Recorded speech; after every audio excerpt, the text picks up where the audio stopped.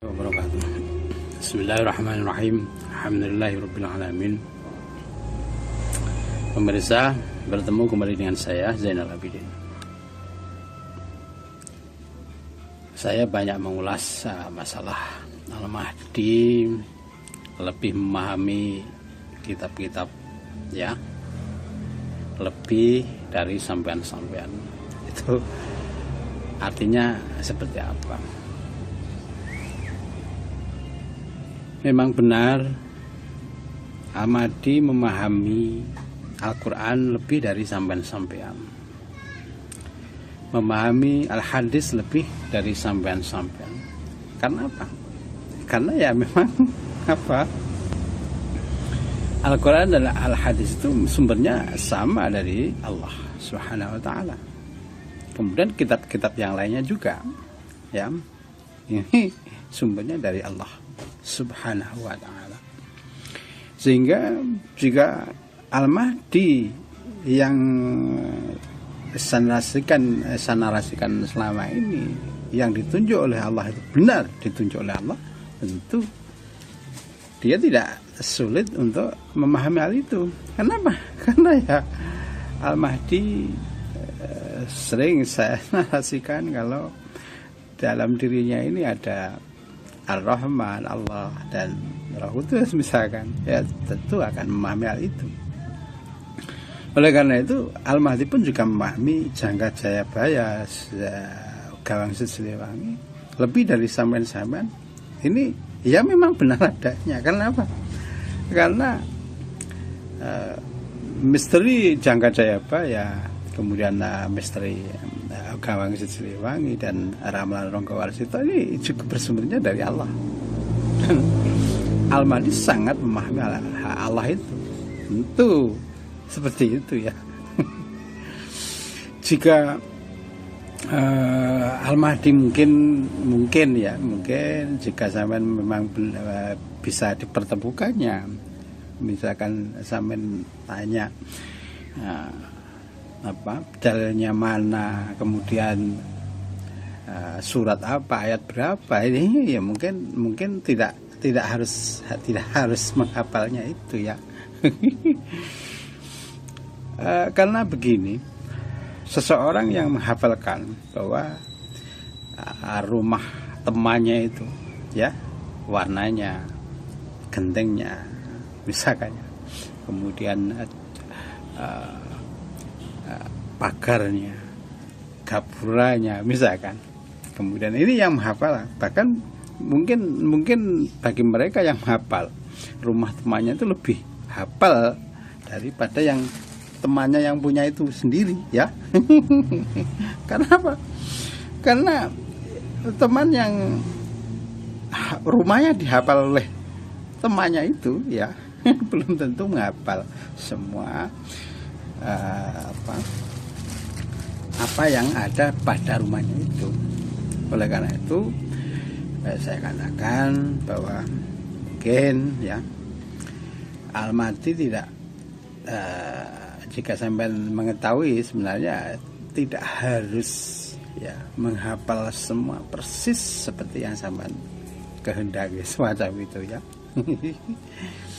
Mungkin kalau sampean bacakan di ayat Al-Quran semacam itu, saya sangat meyakini makna yang dikandungnya Al-Mahdi, saya sangat meyakini lebih tahu dari sampean-sampean, ya, macam itu. Misalkan dibacakan kitab beda, ya, dikatakan kitab Tripitaka misalkan, Injil, Taurat, Zabur dan lain-lain, saya sangat meyakini juga bahwa Al-Mahdi akan sangat memahami makna yang dikandung di dalam ayat kitab-kitab itu, ya. Sebab apa? Ya dia sudah tahu sumbernya, yaitu Allah, ya. Makanya Allah itu Ahad, misalkan ya, sebagaimana di dalam surat Al-Ikhlas itu, Bismillahirrahmanirrahim, Qul huwallahu ahad, Allahus samad, lam yalid walam yulad walam yakul lahu kufuwan ahad, misalkan. Tentu ahadnya itu seperti apa misalkan ya. Bahkan sahabat tidak bisa memprediksikan ahad itu macam apa. Maka saya sangat yakin Al-Mahdi mengetahui ya macam apa itu. Kenapa? Ya ini mungkin kita bisa kembali ke apa, makna dari Al-Mahdi itu ya. Al-Mahdi itu referensi yang saya baca adalah zat yang paling awal sebelumnya ada awal ini ya. Jadi zat pertama kali dan belum terbentuk apa-apa, istilahnya zat yang paling suci, zat bahti semacam itu, dan belum menjadi apa-apa, adanya ya hanya zat itu yang di dalam surat Al-Ikhlas disebut hu semacam itu. Oleh karena itu hu itu yang masih laisa kamitslihi syai'un, maka tidak bisa dibayangkan oleh apapun itu ya.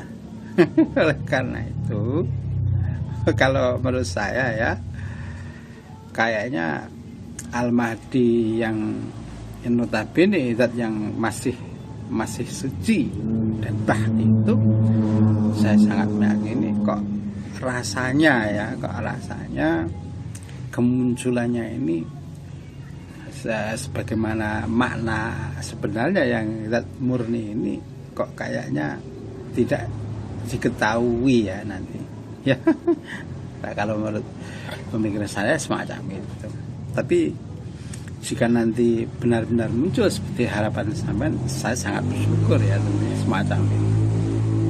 Tapi menurut saya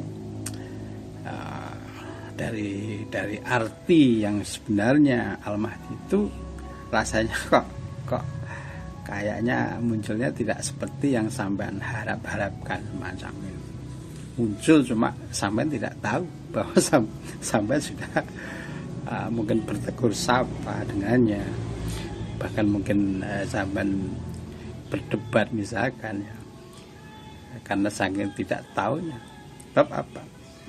Sebab ya ini zat yang masih suci dan tidak tercampur oleh siapapun itu, sehingga tidak diketahui oleh siapapun juga. Oleh karena itu ada bukti, cuma nggak ada sosok yang kelihatan menjadi dirinya ini. Saya sangat meyakini bahwa Al-Mahdi benar-benar sudah muncul, benar adanya semacam itu, cuma untuk diketahuinya oleh masyarakat umum atau oleh misalkan sosok sesepuh indigo misalkan, saya sangat meyakini hal itu sebagai mana yang saya pahami bahwa Al-Mahdi adalah zat yang murni dan masih suci. Saya kok ya merasa ragu kalau bisa diketahui ya semacam itu, atau munculnya ini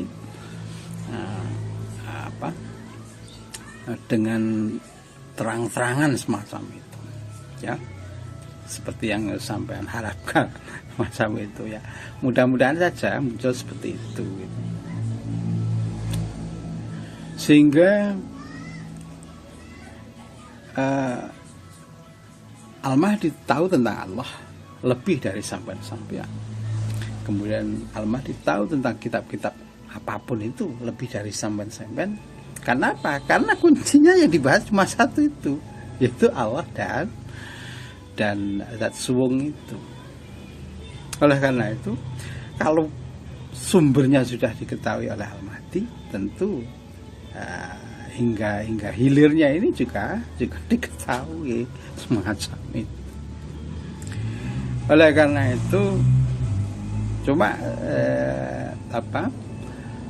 kalau Al-Mahdi pasti hafal, misalkan ya, hafal kitab Weda, Tripitaka, Injil, Zabur, Taurat, kayaknya kok saya rasa tidak seperti itu ya, tidak hafal seperti penghafal Al-Quran misalkan, tidak seperti itu saya. Tapi jika sampean bacakan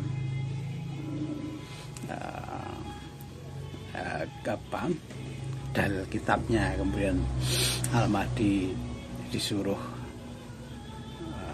memaknai macam apa mana yang benar menurut Allah, saya sangat yakini Al-Mahdi lebih tahu maknanya daripada sampean-sampean ya. Semacam itu. Sehingga apa yang saya katakan ini agar tidak terjebak, sampean-sampean tidak terjebak dengan asumsi ya, yang seolah-olah jika Al-Mahdi ini harus hafal semua kitab misalnya. Tidak seperti itu ya.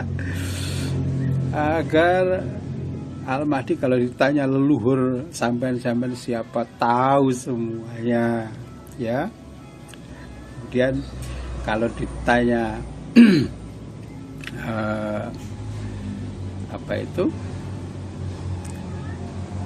apapun itu ya, ditanya apapun selalu menjawab dengan benar ya. Sebab apa?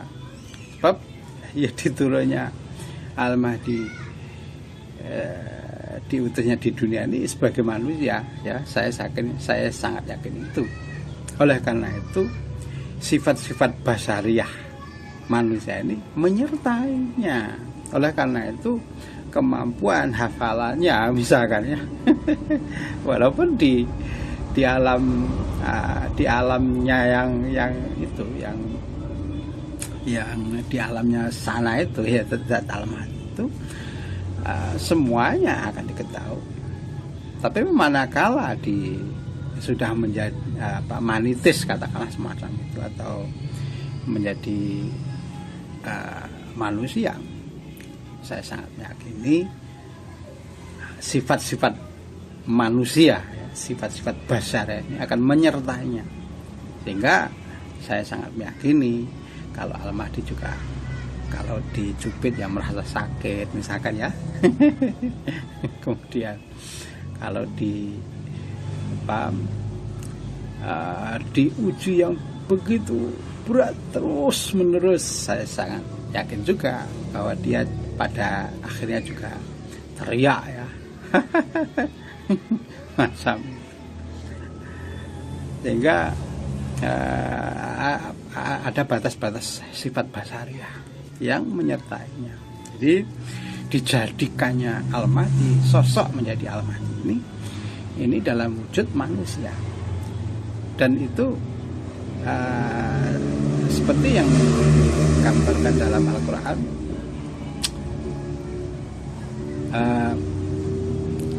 laqad ja'akum rasulun min anfusikum azizun 'alaihi ma 'anittum al-ayah al-akhirah, macam itu.